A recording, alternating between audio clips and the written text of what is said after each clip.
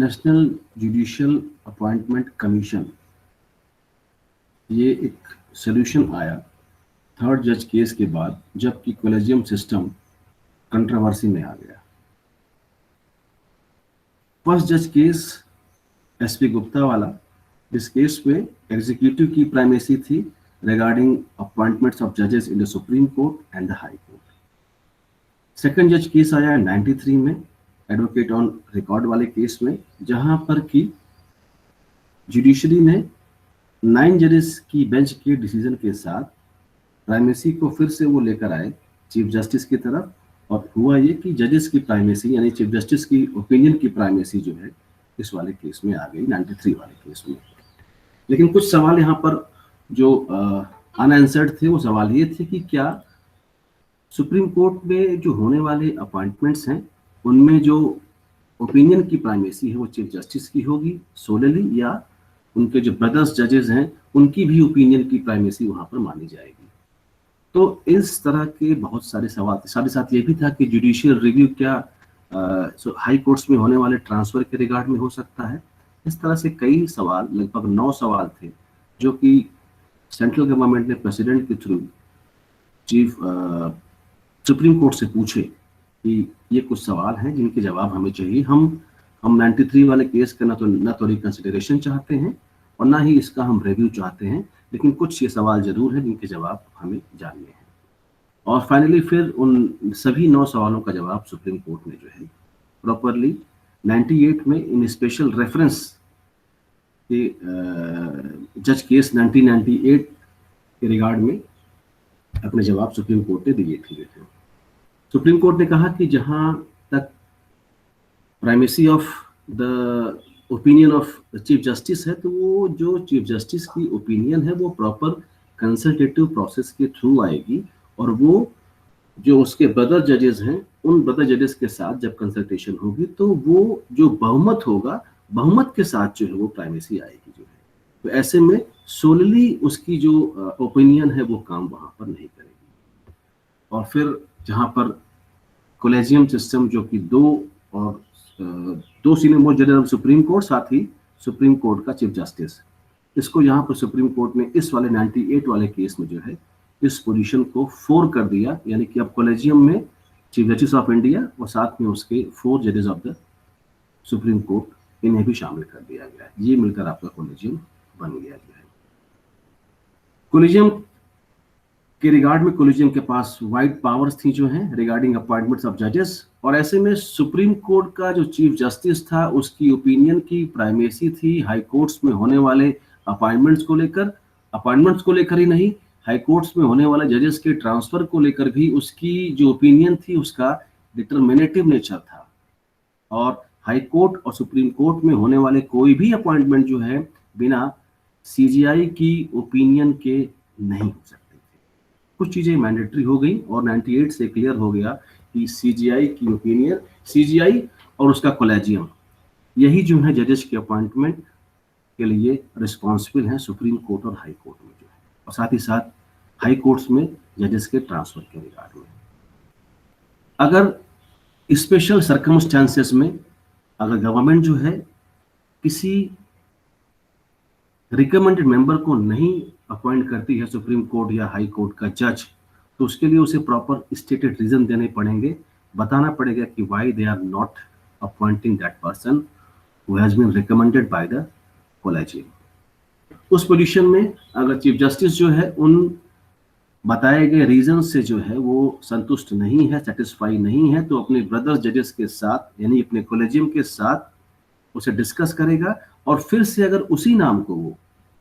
वापस भेजता है प्रेसिडेंट के पास, तो इस पोजीशन में प्रेसिडेंट यहाँ पर बाउंड होगा। तो एक तरह से कॉलेजियम सिस्टम की सुपरमेसी हो गई 1998 के इस केस के बाद, जहां कॉलेजियम सिस्टम ही रिस्पॉन्सिबल है सुप्रीम कोर्ट और हाई कोर्ट में जजेस के अपॉइंटमेंट को लेकर, और साथ ही साथ हाई कोर्ट में जजेस के ट्रांसफर को लेकर। तो कोई चीज जब बनती है तो उसके साथ उसकी खामियां भी आती हैं। जहां एक तरफ एग्जीक्यूटिव्स का इंटरफेरेंस जजेस के अपॉइंटमेंट में कम हुआ, ये चीज अच्छी हुई, क्योंकि अगर एग्जीक्यूटिव्स जो कि वो गवर्नमेंट की वर्किंग में होते हैं, पॉलिसी मेकिंग का काम करते हैं, और ऐसे में अगर उनके थ्रू होने वाले अपॉइंटमेंट सुप्रीम कोर्ट और हाई कोर्ट में अगर हो रहे हैं तो जाहिर सी बात है वो अपने जजमेंट में अपने ही अपॉइंटेड लोगों से अपना फेवर चाहेंगे। तो पहली बात तो ये रही कि जब जजेस की अपॉइंटमेंट में एग्जीक्यूटिव्स का इंटरफेरेंस कम हुआ, तो एग्जीक्यूटिव के इंटरफेरेंस से कम होने से जुडिशरी की अपॉइंटमेंट में इंडिपेंडेंसी आई जो है। लेकिन दूसरा सवाल ये भी था कि क्या कॉलेजियम सिस्टम से जो होने वाले अपॉइंटमेंट्स हैं क्या वो सही ही होंगे, इसकी क्या गारंटी है। तो कॉलेजियम सिस्टम अपने इंसेप्शन के साथ ही कंट्रोवर्सी में आ गया था। कॉलेजियम सिस्टम जो कि जिसका काम था कि जजेस का अपॉइंटमेंट था सुप्रीम कोर्ट और हाई कोर्ट में जो है, इस पर तमाम डिससेटिस्फैक्शन आ गए जो है कुछ ही दिन में जो है। दिल्ली हाई कोर्ट के जज थे जस्टिस RS सोढ़ी, उनका कहना था कि जो कॉलेजियम सिस्टम है ये इससे जो एक्सपेक्टेशन की गई थी ये उस एक्सपेक्टेशन पर उतना खरा नहीं उतर रहा है। It is not able to deliver its efficiency properly. वो कहते हैं कि it's a quite total failure of judicial appointment system in the supreme court and the high court जो है। और जहां पर की जजेस की क्वालिटी एफिशिएंसी की बात आती है तो उस रिगार्ड में ये सिस्टम पूरी तरह से फेल्योर है। और चूंकि ये जजेस अपॉइंटमेंट का जो सिस्टम है it is in between the close walls of the collegium, और ऐसे में इसका क्रिटिसिज्म होना ही होना है, क्योंकि जहां पर ट्रांसपेरेंसी नहीं होगी तो लोगों के दिमाग में इस बात का सवाल रहेगा जो है कि पब्लिक, हमारी जो डेमोक्रेसी है इसमें पब्लिक का रिप्रेजेंटेशन वहां पर कैसे है, और जब तक पब्लिक के बिहाफ पर जो रिप्रेजेंटेटिव वहां बैठे हुए हैं वो जजेस के अपॉइंटमेंट सिस्टम में नहीं आएंगे, तब तक हम कैसे कहेंगे कि ट्रांसपेरेंसी है। इस बेसिस पर जस्टिस RS लोढ़ी जो दिल्ली हाई कोर्ट के थे उन्होंने कहा कि सिस्टम क्वाइट फेल्योर सिस्टम है। लेकिन इसी राय से अपनी अलग राय रखते हुए जस्टिस VN खरे साहब थे जो कि सुप्रीम कोर्ट के चीफ जस्टिस भी रह चुके थे, जस्टिस VN खरे, उन्होंने कहा कि जो ये सिस्टम ऑफ अपॉइंटमेंट है सुप्रीम कोर्ट और हाई कोर्ट में कॉलेजियम का, इस सिस्टम ऑफ कॉलेजियम में जो है एग्जीक्यूटिव्स का भी रिप्रेजेंटेशन होना चाहिए, जो है एग्जीक्यूटिव्स का भी रिप्रेजेंटेशन होना चाहिए, तभी हम कह सकेंगे कि ये सिस्टम ऑफ अपॉइंटमेंट ऑफ जजेस इन the supreme court and the high court ये सिस्टम पार्टिसिपेटरी सिस्टम है, जहां पर जो है सुप्रीम कोर्ट के जजेस या हाई कोर्ट के जजेस का अपॉइंटमेंट जो है एग्जीक्यूटिव्स और जुडिशरी दोनों की कंसल्टेशन के बाद हो रहा है। तो ये पार्टिसिपेटरी सिस्टम ऑफ अपॉइंटमेंट की बात जो है जस्टिस VN खरे साहब यहाँ पर कहते हैं। वो कहते हैं कि एक या दो नॉमिनी जो हैं वो कॉलेजियम सिस्टम में जो है प्रेसिडेंट के भी होने चाहिए। वो रिकमेंड करते हैं इस चीज को कि एक या दो जो नॉमिनी है वो इस कॉलेजियम सिस्टम में जो है वो प्रेसिडेंट के नॉमिनी भी होने चाहिए। इसके बाद वो कहते हैं कि 1993 से पहले भी जो है जबकि एग्जीक्यूटिव्स जो हैं सिस्टम ऑफ अपॉइंटमेंट में शामिल हुआ करते थे, तो ऐसा नहीं है, उस समय भी अच्छे जजेस जो है सुप्रीम कोर्ट में अपॉइंट हुए हैं। और ऐसे में जो है एग्जीक्यूटिव को भी जो है इस पोजीशन में शामिल करना चाहिए, एग्जीक्यूटिव्स को भी जो है जजेस अपॉइंटमेंट के प्रोसेस में शामिल करना चाहिए। प्रशांत भूषण साहब जो कि एक एमिनेंट लॉयर हैं सुप्रीम कोर्ट के, हमेशा आप देखते हैं कि वो फंडामेंटल राइट्स से रिलेटेड तमाम मैटर्स को लेकर जो है, खासकर राइट टू लाइफ और लिबर्टी के प्रोविजंस को लेकर हमेशा सुप्रीम कोर्ट में उनका एक जाना पहचाना नाम है। वो कहते हैं कि सुप्रीम कोर्ट में जो होने वाले जजेस के अपॉइंटमेंट हैं बाय द जुडिशरी, इसने इस प्रोसेस के थ्रू 98 के बाद सबसे अच्छा काम ये हुआ कि जुडिशरी जो है वो डीपॉलिटिसाइज हो गई, जो है जहां पर कि पॉलिटिशियंस का इंटरफेरेंस जुडिशरी में नहीं रह गया रिगार्डिंग देयर अपॉइंटमेंट। और ऐसे में जो है इसने जुडिशरी की इंडिपेंडेंस को मजबूत किया। It was a quite sustainable improvement of judiciary concerning regarding it's independence जो है। लेकिन फिर आगे वो ये कहते हैं कि ये जो प्रोसेस ऑफ अपॉइंटमेंट है, ये लेकिन काफी सीक्रेसी के साथ होती है, और जिसका कि पूरा कंट्रोल जो है अपॉइंटमेंट्स के रिगार्ड में वो जो सिटिंग जज है उनके हाथ में होता है। तो ऐसे में जब सिटिंग जज अपने खुद के जुडिशियल वर्किंग में इतना इन्वॉल्व हैं, तो उनके पास इतना टाइम ही कहाँ होता है कि वो अपने जुडिशियल वर्क से काम निकाल कर आपस में चीजों को कंसल्ट कर सके जो है। तो इसलिए ये सिस्टम जो है, ये there is a lack of transparency in such a system. Apart from, वो ये भी कहते हैं कि इस सिस्टम में जो है नेपोटिज्म भी दिखाई पड़ता है, भाई भतीजा वाद भी दिखाई पड़ता है, और दिखाई पड़ता है कि इस तरह के जो अपॉइंटमेंट्स हैं वो आर्बिट्रेरी अपॉइंटमेंट्स हैं। अगर जुडिशरी ये कह रही है कि हम जिसे अपॉइंट कर रहे हैं वो बेस्ट और सुटेबल है, तो फिर कैसे जो है पी डी दिनकरन और सौमित्र सेन जैसे लोग जो हैं सुप्रीम कोर्ट में अपॉइंट हो जा रहे हैं,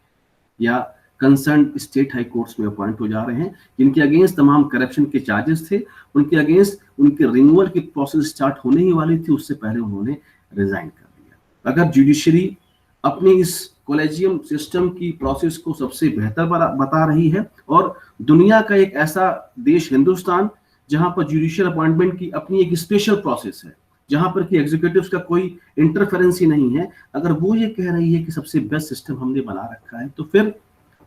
इस तरह के अपॉइंटमेंट्स के होने के बाद इस तरह के कंट्राडिक्शंस क्यों आ रहे हैं। साथ ही साथ प्रशांत भूषण ये भी कहते हैं कि कोई क्राइटेरिया नहीं है, ना ही कोई नॉमिनेशन की बात यहाँ पर है कि वो एप्लीकेशन ऑफ नॉमिनेशन किसी से कहते हैं भाई आप लाइए इसका नॉमिनेशन कीजिए जो है कि ये लोग यहाँ पर अपॉइंट होने वाले हैं। ये जुडिशरी का अपना क्लोज डोर सिस्टम है, और जिसकी बेसिस पर सुप्रीम कोर्ट और हाई कोर्ट में जजेस का अपॉइंटमेंट किया जा रहा है। और अगर ये सिस्टम पूरी तरह से सिक्योर है, तो कोई सौमित्र सेन और पी डी दिनकरन जैसे लोगों का अपॉइंटमेंट क्यों सुप्रीम कोर्ट या हाई कोर्ट में हुआ था जो है। तो ऐसे में ये जो ये अपॉइंटमेंट ऑफ जुडिशरी है जो है, ये इन the supreme court and the high court, इस पर कई सारे सवाल हैं। उसके बाद कई सुप्रीम कोर्ट के जजेस के ऊपर सेक्सुअल मिसकंडक्ट के भी केसेस हुए हैं, जो कि सुप्रीम कोर्ट के जज रिटायर हो गए, उनके रिटायर होने के बाद उनके ऊपर जो है सेक्सुअल मिसकंडक्ट के तमाम केसेस चले हैं। तो ऐसे में अगर जुडिशरी कह रही है कि हम सबसे बेहतर कर रहे हैं, तो फिर it's not good for the democratic setup of our country जो है। इसके बाद उनका ये सजेशन था कि जरूरत है हमारी इस इंडियन जुडिशरी को कि वो अपने इस सिस्टम ऑफ अपॉइंटमेंट को सुप्रीम कोर्ट और हाई कोर्ट में, इस सिस्टम को पूरी तरह से फिर से ओवरहॉल करे, और ओवरहॉल करने के बाद उन्होंने कहा कि ओवरहॉल करने के बाद ये कंसीडर करे कि जुडिशियल अपॉइंटमेंट किस तरीके से होना चाहिए। वो कहते हैं कि अब ये समय आ गया है कि जुडिशियल सिस्टम को पूरी तरह से रिफॉर्म किया जाए, इस जुडिशियल अपॉइंटमेंट सिस्टम को पूरी तरह से रिफॉर्म किया जाए, और इस रिफॉर्मेशन के रिगार्ड में ये इंश्योर करना पड़ेगा जुडिशरी को कि वो भी पब्लिक के प्रति रिस्पॉन्सिबल है। मतलब for ensuring such the judiciary have to show that the judiciary is accountable to the public at large. लेकिन उसी समय जुडिशरी जो है, जुडिशरी की अपनी इंडिपेंडेंस भी है कि जुडिशरी में कोई ऐसा इंटरफेरेंस नहीं होना चाहिए कि जुडिशरी जो है फिर बाइंड होकर जो है किसी ऐसे को अपॉइंट करे जिसे जुडिशरी नहीं चाहती है। तो ऐसे में इनका ये कहना था जो है कि जो जुडिशरी है, जुडिशरी में होने वाले जो अपॉइंटमेंट्स हैं वो एक ऐसे कमीशन के थ्रू होना चाहिए जिसमें ना तो कोई पॉलिटिकल पार्टी का मेंबर हो, ना ही कोई सुप्रीम कोर्ट या हाई कोर्ट के मेंबर हो। जो है एक अलग इंडिपेंडेंट बॉडी है, वो कमीशन जो है जजेस का अपॉइंटमेंट यहाँ पर करे जो है। ऐसे में जो है जो इतनी सारी जो व्यूज थे, इतने ही नहीं और भी लोगों ने बहुत कुछ लिखा है कॉलेजियम सिस्टम के अगेंस्ट में जो है। तो इतनी एक पिक्चर हमारे दिमाग में बनती है कि जुडिशरी का जो ये सिस्टम ऑफ अपॉइंटमेंट है, ये अपना उनका कोर अपॉइंटमेंट सिस्टम है। दुनिया के और किसी डेमोक्रेसी में सिस्टम ऐसा एग्जिस्ट नहीं करता है। दूसरी बात कि ये सिस्टम ट्रांसपेरेंट नहीं है। तीसरी बात कि जुडिशरी के ऊपर इस बात के भी इल्ज़ाम लगते रहे हैं कि जुडिशरी जो है ये जजेस नेपोटिज्म का भी एक रास्ता है। चौथी बात जो है कि अगर इससे होने वाले अपॉइंटमेंट बेस्ट और सुटेबल थे जो हैं, तो फिर ऐसे जजेस सौमित्र सेन या पीडी दिनकरन जैसे लोग क्यों आए जो हैं जुडिशरी में जो हैं, या ऐसे जजेस जिनकी रिटायर होने के बाद उनके ऊपर सेक्सुअल हैरेसमेंट के केसेस चले जो हैं। तो अगर ऐसे में जो है द बेस्ट और सुटेबल पर्सन सुप्रीम कोर्ट में पहुंच रहे हैं या हाई कोर्ट में पहुंच रहे हैं, अनबायस्ड लोग पहुंच रहे हैं, तो इस चीज की अकाउंटेबिलिटी कौन तय करेगा? पब्लिक का कोई रिप्रेजेंटेशन नहीं है इस कमीशन में है। तो तमाम जजेस की रिकमेंडेशन के बाद जो है, या तमाम जो लीगल लिमिनरीज थे, तमाम उस समय के जो क्रिटिक्स थे जो हैं, उन्होंने इस सिस्टम को समय समय पर क्रिटिसाइज किया है। जो फाइनली 2014 में जो है गवर्नमेंट ने 214 लॉ कमीशन की रिपोर्ट की बेसिस पर जो है 214 लॉ कमीशन की रिपोर्ट की बेसिस पर जो है 2014 में जो है the national judicial appointment commission act 2014 पास किया। ये कॉन्स्टिट्यूशन का 99th अमेंडमेंट था। लेकिन यहाँ आपको एक बात बता दूं आपके जानकारी के लिए कि जब ये national judicial appointment commission bill था 2014 का, तब ये कॉन्स्टिट्यूशनल 121st अमेंडमेंट बिल के साथ 2014 में ऐड किया गया था। यानी कि 121वें संविधान संशोधन के रिगार्ड में जो है इस national judicial appointment commission bill को जो है इंट्रोड्यूस किया गया था। लेकिन जब ये पास होकर निकला तो ये 99th अमेंडमेंट बिल हो गया जो है। क्यों? क्योंकि और भी जो सारे बिल वहां पर पेंडिंग थे 2014 में जो है, ये उनसे पहले पास कर दिया गया। इसलिए 121 से इसकी नंबरिंग आ गई आपकी 99 पे। This particular bill was got cleared before the other bills जो है, और ऐसे में इसका नंबर जो है 121 से जो है 99 हो गया जो है। अब हम बात करते हैं नेशनल जुडिशियल अपॉइंटमेंट कमीशन की जो है।